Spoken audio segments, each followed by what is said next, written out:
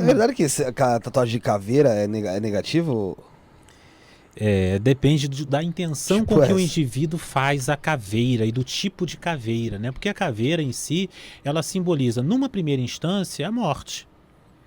A caveira significa a falta de vitalidade, de energia absoluta. Agora, para algumas pessoas a caveira vai simbolizar a igualdade, por exemplo, entre todos os seres humanos. Já vi essa interpretação. Então, você pode ser alto, baixo, branco, preto, amarelo, pode ter os dois olhos ou um olho só, mas todo mundo, no final das contas, né, é uma caveira. Então, a caveira simboliza a igualdade. Também pode acontecer da caveira vir simbolizando, pelo contexto, pelo desenho, quando ela tem outras flores, outros simbolismos até relacionados, simbolizando o renascimento e a vida. Agora, no geral, a caveira simboliza a morte. E se o indivíduo quer ter o símbolo da morte consigo, perfeito. Agora, ele pode ressignificar, porque às vezes as pessoas acham bonito, mas não entende muito bem aquele simbolismo. Ela pode, com o passar do tempo, ressignificar aquilo para si mesma. Galera do chat, vai mandando as perguntas aí que daqui a pouco a gente vai ler, tá? Chegou algumas perguntas aí, daqui a pouco a gente vai dar uma lida. Mas continuando aqui no tema Rosa Cruz, pra gente conseguir deixar bonitinho esse tema. Dentro da Rosa Cruz, tá? Quando você tá na Rosa Cruz, você consegue sair dela ou tem tipo algum obstáculo pra sair da Rosa Cruz? Sim. E a mesma pergunta pode ser relacionada também à maçonaria. A maçonaria. Você pode sair da Rosa Cruz e da maçonaria? E a resposta é sim, pode sair. Muito embora, geralmente, não se utilize o termo sair, né? Se utilize o termo desligar, é um dos termos. Então, quem é maçom e foi iniciado na maçonaria é maçom ad eternum, para sempre. Porque ele é detentor daqueles segredos. Quem é Rosa Cruz ad eternum, para sempre, porque também é detentor daqueles conhecimentos, daqueles segredos. Então, não existe propriamente um sair, mas um desligar-se. Agora, tem pessoas que se revoltam, né, ou que ficam até inventando coisas, né? Já vi muita gente, até de certo renome, que fica inventando coisas que não tem absolutamente nada a ver.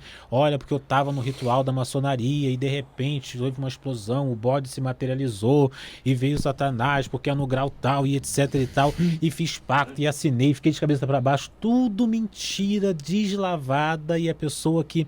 Qualquer um que seja iniciado vê isso de imediato. Né? Ou seja, não existe qualquer tipo de malignidade e sim, o indivíduo pode sair caso ele mude de religião, de pensamento, até porque a maçonaria e a Rosa Cruz não são religiões. Então não se pode confundir isso.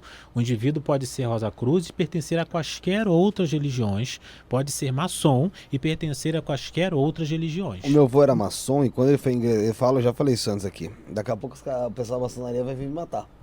Assim, meu avô era maçom e ele ingressou num grau, não vou te afirmar que é o sexto, tá?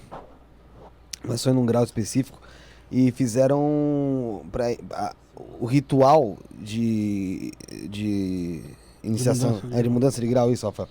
Era uma simulação de velório e enterro dele. Mas isso existe mesmo, na Rosa Cruz também. Mas isso não tem propriamente uma malignidade. O que simboliza isso? Não é malignidade, mas assim, significa, é pesado. Para algumas pessoas pode soar pesado, mas o que significa isso? Você vai passar por um ritual em que você é preso numa sala fechada escura, ou que você, num rituais mais antigos, isso na maçonaria, principalmente, vai ser colocado num caixão, qualquer coisa desse gênero, isso significa a morte para o mundo e o renascimento para uma outra fraternidade. Na Rosa Cruz você também passa por esse processo. Existe um momento, sem aqui dar quaisquer spoilers, né, porque eu não posso, mas existe um momento em que você passa por um processo simbólico de morte, de escuridão para renascimento, tal como a semente, que para nascer ela tem que ir para o seio da terra, para a escuridão, perder as suas características originais para tão e somente aí renascer sob uma outra forma. É o processo de metaforzeamento da própria lagartixa em borboleta. Então não existe uma malignidade. Isso que o seu avô falou é só um indício. Então, mas é só não nesse dia. Dias depois. Mas é um indício de que ele de fato era maçom. Mas não foram os maçons, eu acho. Deixa eu explicar.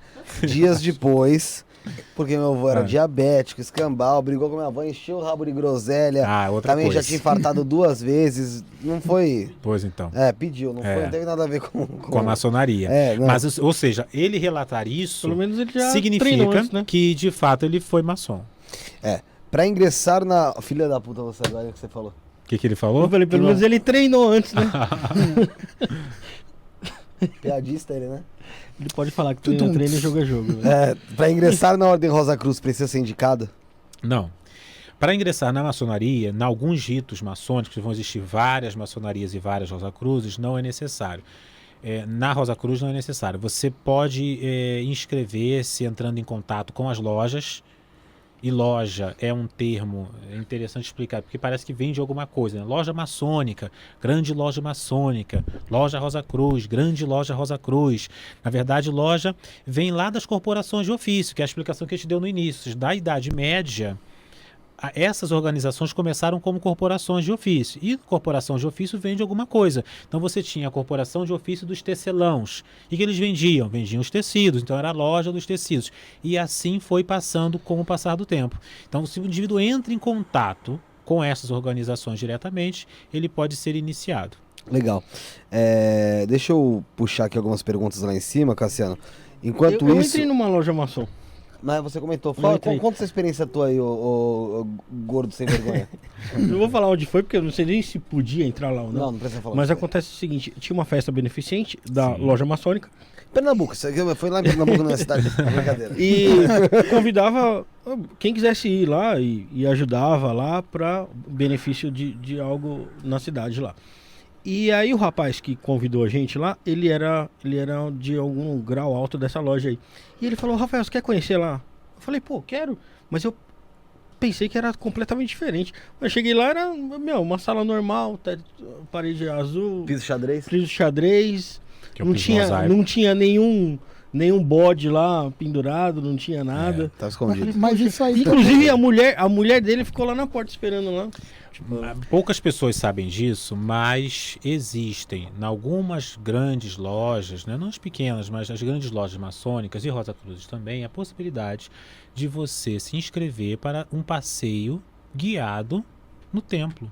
Não há mistério algum nisso. Não, E se você, claro, jogar no Google, por exemplo, vai Tem ter fotos inúmeras sobre os templos, tanto da Rosa Cruz quanto da maçonaria.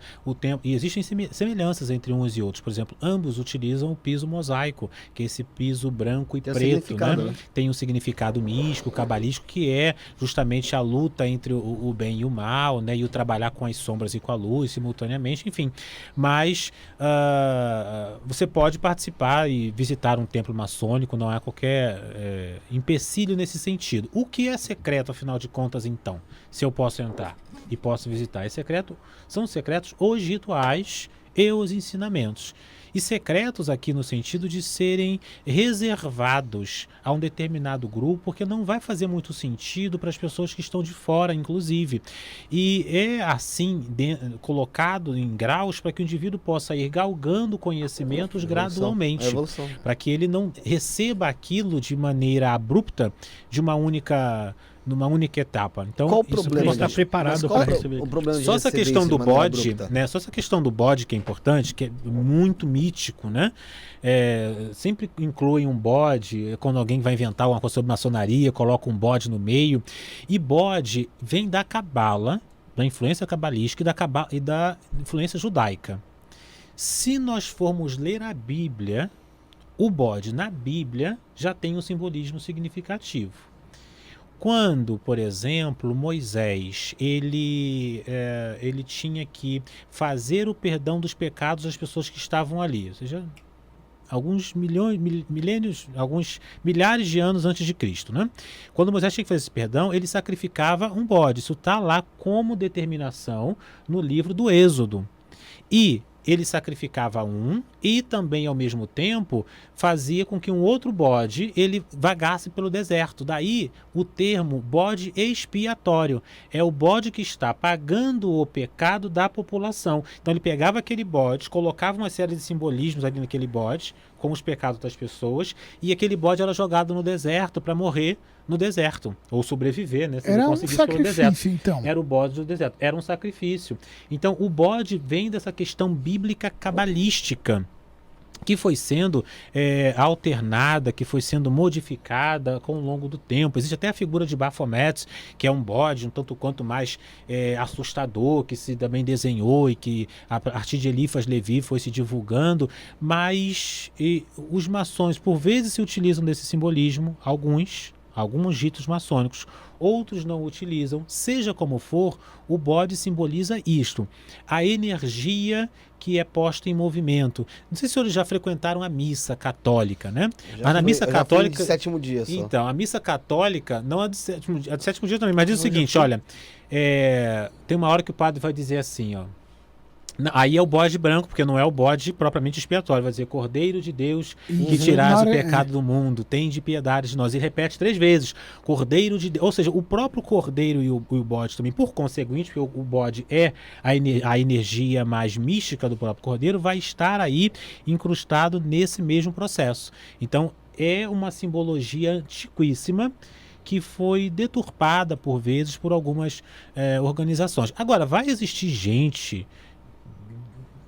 de uma magia mais pesada, vou usar um termo aqui mais popular, um pessoal da pá virada, um pessoal mais trevoso, que vai utilizar as energias, o simbolismo, para ficar evocando energias trevosas. Vai existir isso também, infelizmente, mas isso não tem a ver com maçonaria, nem com Rosa Cruz.